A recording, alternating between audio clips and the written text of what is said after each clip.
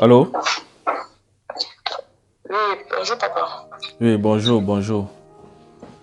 Oui, oui. Je vous ai d'abord appelé avec un numéro de téléphone. Bon, j'ai vu que c'était mieux de mettre en WhatsApp comme j'avais déjà envoyé le message. Vous m'avez fixé rendez-vous pour 9h, 9h30. Ok, ouais, Moi, d'accord. le matin à 5h, quand je me suis levée pour prier, je prends souvent les prières de YouTube pour prier avec. Mhm. Donc, je suis tombée sur vous et vous étiez en train de prier avec une dame qui parlait de, je ne sais pas, j'ai encore oublié le sujet. Et vous avez dit qu'elle a un esprit de colère en elle et tout, ça m'a touché. Mhm. Ça m'a vraiment touché, jusqu'à j'ai eu les frissons. Même à l'heure actuelle, je vous parle, j'ai les frissons.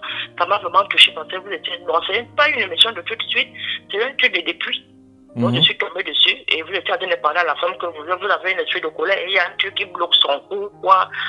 Ça m'a touché et je vois ce que je suis en train de vivre. Ça m'a vraiment touché parce que moi, je suis aussi colérique. Et moi, je pardonne parce qu'elle a dit qu'elle n'arrive pas à pardonner, mais moi, je pardonne. Moi, quand je me fâche pour quelques minutes après, bon, j'oublie. Je ne suis plus dessus. Ok. Je continue. Voilà, donc l'émission m'a touché, ça m'a fait mal, ça m'a touché. C'est comme si en vous étiez en train de parler à la dame, c'est comme si vous vous adressez à moi directement. Ça m'a vraiment fait mal, ça m'a touché. Donc, j'ai dit, c'est mieux que comme j'ai eu le numéro accroché anglais, j'ai pris le numéro, j'ai mis dans mon agenda. J'ai dit, je vais mettre après. Après, dans mon cœur, un esprit me dit que non, il faut appeler après. Il dit que non, il est 5 heures, on ne peut pas appeler quelqu'un à 5 heures. C'est pas possible. Ça, c'est le mépris et il faut attendre un peu, même à 8 heures, 7 heures, je veux essayer. Donc, en essayant, maintenant, là, directement, sans sonner, vous avez prié, seulement dit Alléluia. Amen. Et je voulais aussi parler, bon, moi, je veux aussi participer à. J'ai suivi aussi votre truc là, vous avez parlé de. Il y a des choses qui manquent à l'église. Je sais que quand quelqu'un participe, pour un don de Dieu, c'est ta maison que tu construis. Amen. Wow. Je veux Wow. participer. Amen. Et je ne connais pas vos peuples là, si c'est le peuple là, je ne connais rien de ça. Je suis encore mandem, comme on appelle souvent au pays comme mandem là. Je n'ai rien. Je ne sais pas comment moi aussi je peux contribuer parce qu'il faut que je le fasse. Et je sais que quand tu le fais, Dieu te bénit. Donc, Amen. J'ai trop de soucis ici depuis que je suis arrivée. Avec celle qui m'avait d'abord pris à l'aéroport, une amie, qu'on se connaissait depuis le Cameroun. Bon, elle a suivi sa vie, chacun a son chemin. Parlez un peu à haute voix. Voilà. Donc, elle a fait sa vie des filles qui font les camions. Quand je suis arrivée, elle m'a mis en contact avec un monsieur. Le même monsieur, elle couchait avec le même monsieur, je ne savais pas. Donc, il a fallu les signes. Donc, je vois les signes. Parce que je sais que nous, quand tu sois avec un homme, l'homme ne peut pas aller toucher les seins de ta soeur. L'homme ne peut pas embrasser ta soeur par la bouche, non. Ça veut dire qu'il y a quelque chose qui ne va pas. Moi, j'ai vu ça, j'ai demandé au monsieur que non. Je veux que tu m'expliques ce qui se passe avec ma soeur. Il a voulu tourner. On a fait une relation de 2 semaines. Après, derrière ce monsieur, bon, le même monsieur sortait avec la soeur qui m'a pris. Le même monsieur sortait encore avec la cousine de celle qui m'avait pris à l'aéroport là. Dans leur chose là-bas. Donc, tu vois, il y a une source. Et moi, je ne voulais pas me mêler et ça a amené des problèmes entre celle qui m'avait pris à l'aéroport et celle-là. Jusqu'à je me suis mêlé dedans, moi j'ai abandonné le monsieur. Donc, le jour que le monsieur devait aller me déposer chez ma soeur, il m'a dit qu'on passe payer les tubes pour le froid. C'est là on passe maintenant par une boulangerie. Et dans la boulangerie, maintenant, là, je voulais pisser. Et directement, il demande au monsieur le boulanger que j'ai envie de, tu peux m'aider pour les toilettes. Il m'a donné les toilettes. En allant aux toilettes, il m'a filé le numéro. Bon, j'ai pris le numéro. Je suis arrivé avec le numéro. J'ai pris le numéro, j'ai gardé du cas. Tous les hommes là sont pareils. Ça me décourageait même parce que déjà, ce que j'avais déjà vu avec l'autre, bon, je n'avais plus le courage. À un temps donné, mon cœur m'a dit, prends le numéro là, tu appelles. Prends le numéro là, tu appelles. Donc, c'est inscrit trop dans mon cœur. J'ai appelé le monsieur. Il m'a dit que, ouais, tu ne m'avais pas donné le numéro. J'ai cherché comment faire pour t'avoir. Il dit que je vais chercher Nono. Parce que le monsieur en question s'appelait Nono. Il vend les bêtes. Il a les élevages ici. Moi, je suis dans les campagnes. Ok. Voilà, donc, quand je viens au rendez-vous avec le monsieur du boulanger. On allait au restaurant manger. Il m'a parlé de lui. Il en est divorcé. Voilà, il veut une femme. Et bon, il a sa boulangerie, il veut quelqu'un qui peut aussi lui donner un coup de pouce dans la boulangerie pour la caisse et tout. C'est sérieuse et tout. Bon, j'avais un problème de passeport que le monsieur qui m'avait fait les papiers, je suis passé par le Gabon, avait récupéré mon passeport à l'aéroport. Et il était été rentré avec ça parce qu'on avait mis un papier dedans dans le visa comme une convocation que je dois partir et revenir et faire signer à l'ambassade. Donc le monsieur est retourné avec le passeport. Je lui ai expliqué que là, tu vois là, je n'ai pas de papier. Je ne sais pas comment tu peux faire pour m'embaucher. Mon passeport est rentré en Afrique. Il me dit que pourquoi je lui ai expliqué. Il m'a dit non, le monsieur n'a pas le droit de te prendre le passeport. Donc, le boulanger en question a fait tout pour moi de récupérer le passeport. Le monsieur avait demandé 800 000 au Cameroun. Donc, le boulanger là, a soulevé 800 000 et l'a donné. Ça m'a marqué, ça m'a touché. J'ai regardé ça et dit que, à nos jours aussi, quand on va soulever une somme d'argent comme ça, Dieu donné. Moi, je n'ai jamais vu ça depuis que je suis né. J'ai 46 ans. Je n'ai pas encore vu ça comme l'homme enlève même 50 000 m'a donné. Quelqu'un va enlever les centaines de milliers comme ça m'a donné. Ça m'a touché. Un mois après, j'ai fait 2 semaines avec lui. Le mois qui suivait, sa mère est décédée. J'étais avec lui. Le mois qui suit en décembre, ma mère est décédée. J'ai regardé que ce mois la tête. Le mois qui fait presque tout dans la famille. Je suis comme on dit que la clé. Je vais faire comment pour enterrer ma mère. Je ne savais pas comment faire. J'étais avec lui. Il m'a aidé. Il m'a donné 1300 €. Il m'a dit envoie au Cameroun. Donc, maintenant, le problème avec ma soeur me dit que non, tu ne dois pas rester avec lui parce qu'il est sous l'art et boit le vin. Je lui ai dit que, maman, j'ai la crainte de Dieu parce que si je laisse cet homme avec tout ce qu'il m'a déjà fait là, ça serait, j'ai une conscience parce que ça me fait comme une dette morale. Donc, je ne sais pas comment je peux faire pour l'abandonner avec tout ce qu'il m'a fait. Il me dit qu'on va chercher les vrais, il faut que tu trouves un homme qui n'a pas de femme, qui n'a pas d'enfant, qui n'a pas marché. Je lui ai dit que, maman, laisse-moi avec l'homme, même s'il boit le vin, je vais chercher à le changer. Doucement, il va arrêter. Donc, ma soeur s'est fâchée contre moi et elle m'a foutu à la porte. Elle a dit de venir prendre ma valise. On vient prendre quelque chose. Je suis parti, j'ai expliqué au monsieur. Le monsieur a dit qu'il n'y a pas de problème. Je suis là, allons, on a parti récupérer les choses. On a ramené. J'étais avec le monsieur depuis presque 2 ans. On va faire 2 ans là, on est ensemble. Donc, j'essaie un peu de le ramener dans les alcools. Et je vais constater que j'ai trop de combat avec lui ici parce que des fois, quand il boit le vin, tu sais que quand on a alcoolique, il boit des fois de 2 litres, de 3 litres de pastis. Imagine un peu ce qui peut devenir après. Il va te parler mal, il va te sous-estimer, il va te manquer du respect, il te parle comme un malade, donc pas de respect. Et quand la boisson finit sur lui, il revient à lui-même, il te dit non, excuse-moi, machin. Tout le temps, c'est-à-dire demander que c'est que le soir qu'il va vivre comme ça.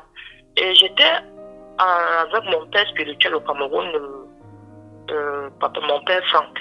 Donc, tout le temps, il m'a donné tous les conseils, je lui ai appelé, je lui ai expliqué, il m'a dit que Stéphane, tu sais, tu ne peux pas te donner un truc comme ça là. Une route qui est tout droit comme ça là. C'est une route qui n'aboutit jamais. Il faut toujours les courbatures. Tu dois supporter cet homme. Supporte cet homme. L'homme là, c'est ton homme. Reste tranquille là. Il va faire tout ce qu'il va faire. Il va changer. Il dit que, papa, tu es trop fort. Donc, depuis un temps, il m'a dit de vouloir changer parce que ses amis, j'ai combattu pour ses amis. Il m'avait dit qu'il ne le combat pas, combat ses amis. Ses amis sont en train de partir, ils ne boivent plus comme avant, ils devaient là-bas 3 litres là. De fois, il faut avoir une bouteille, des fois 1 semaine, 2 semaines. Mais la chose, c'est que il a en train de changer parce que même les enfants, ils s'occupent un peu de certaines choses. On est bloqué dans les papiers. Il avait fait l'embauche pour sa boulangerie que je travaille avec lui pour les papiers. Ça n'a pas abouti.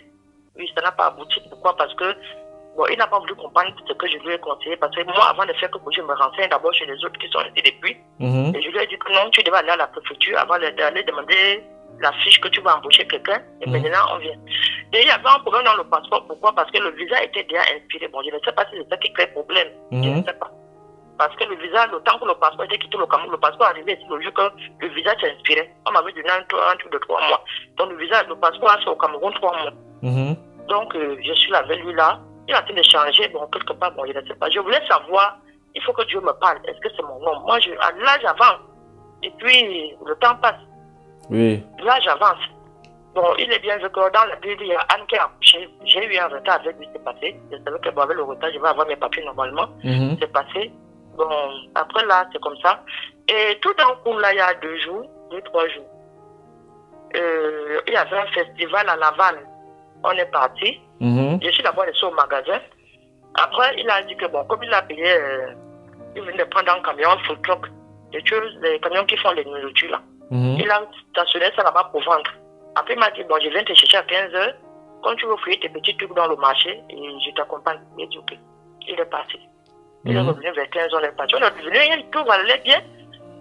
Subitement, là-bas, il avait payé 2 bouteilles, il a mis là-bas. Donc, je me rends compte qu'il ne boit plus à la maison. Il boit maintenant en cachette. Tu vois, les gens, il parlait chez son ami, il boit là-bas bien, il revient. Mais le bruit qu'il faisait à la maison, l'insultait, machin, il ne le fait plus.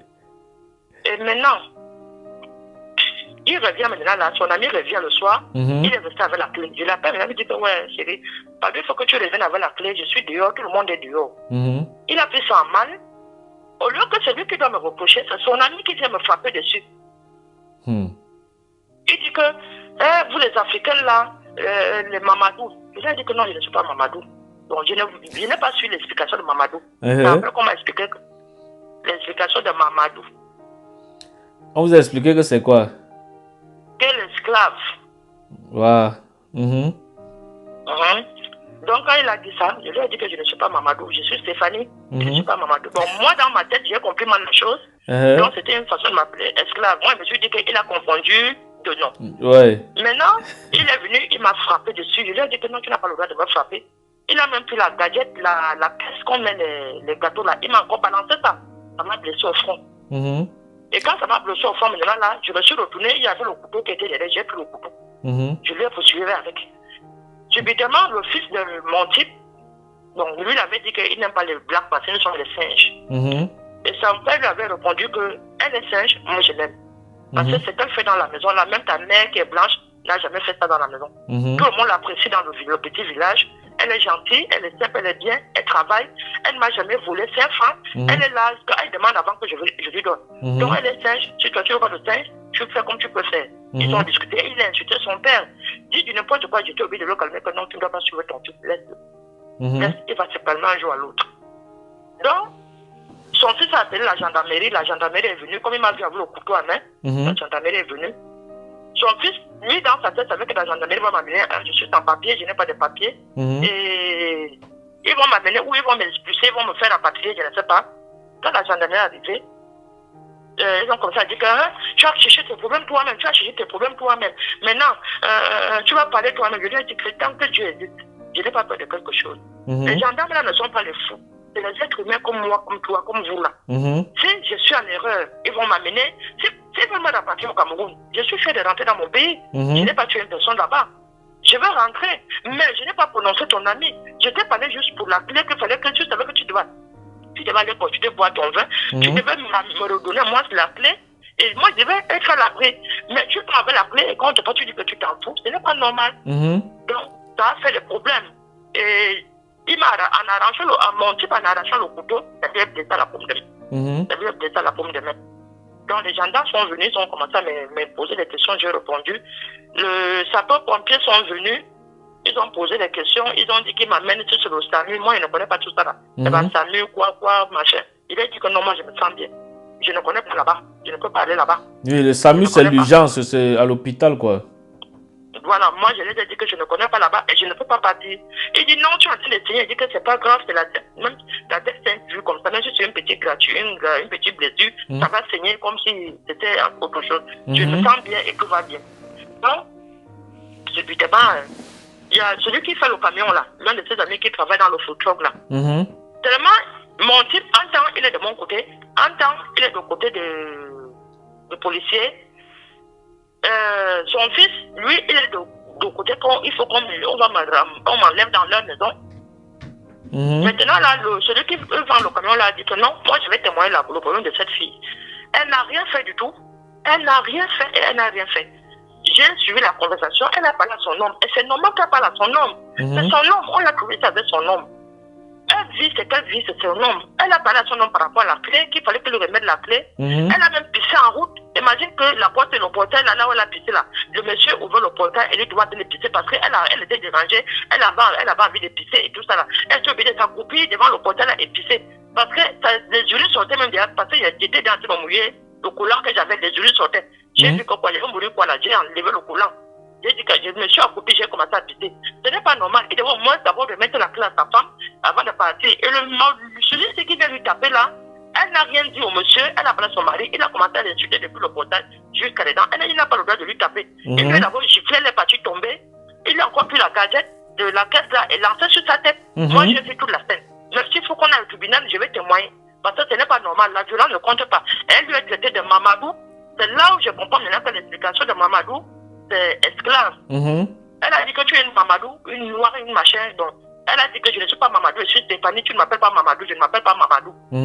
Bon, les gendarmes ont compris l'affaire, ils ont dit que bon, nous, on ne peut pas intégrer dans les problèmes de famille. Il faut que tu te mets à jour. Le problème, nous, on est là pour la sécurité des personnes. On ne va pas avoir un danger. Mais comme la personne, le monsieur t'a blessé, il faut venir porter plainte. J'ai répondu aux gendarmes que moi, je ne peux pas porter plainte, j'ai pris. Si je portais plainte, c'est comme si je portais plainte à mon Dieu. Dieu seul saura combien il va lui récompenser. Je ne peux pas lui porter plainte. Moi, je n'ai pas cette habitude d'aller dans les commissariats. Je ne connais pas les routes de commissariat. Je peux aller à l'hôpital parce que je suis malade, mais le commissariat, non.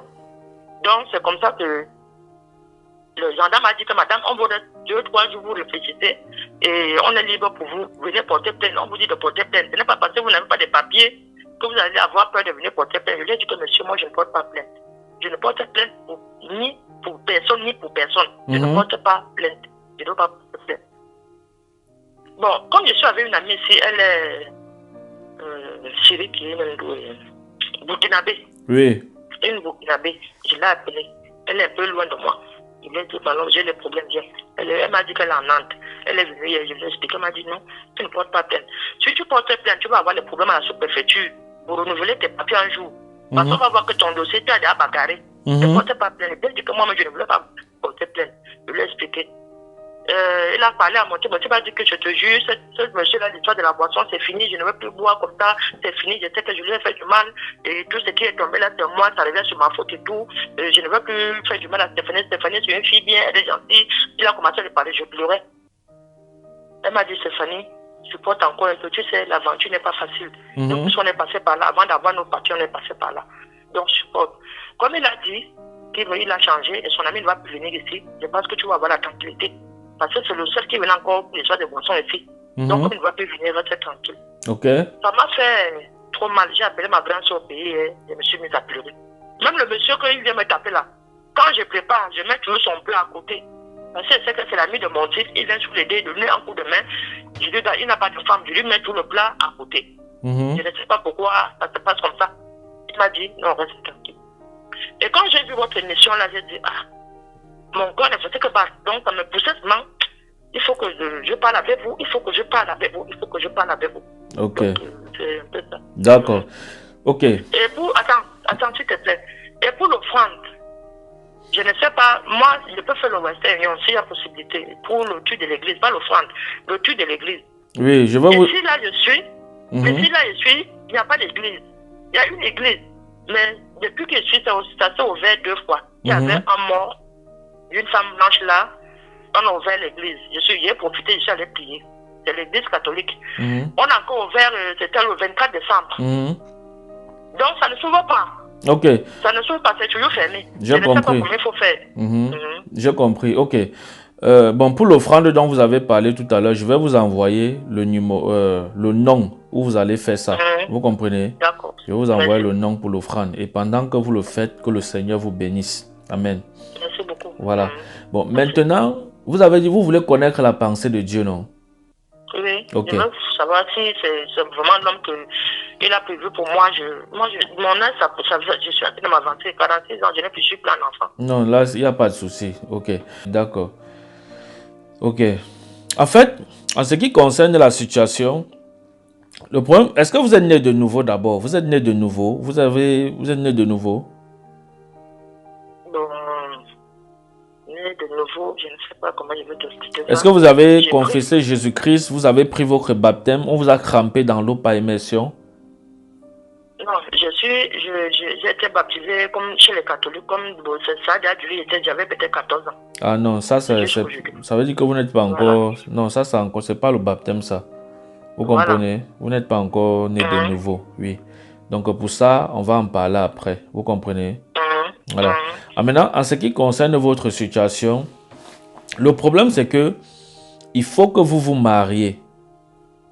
Vous comprenez? Il faut que vous vous mariez.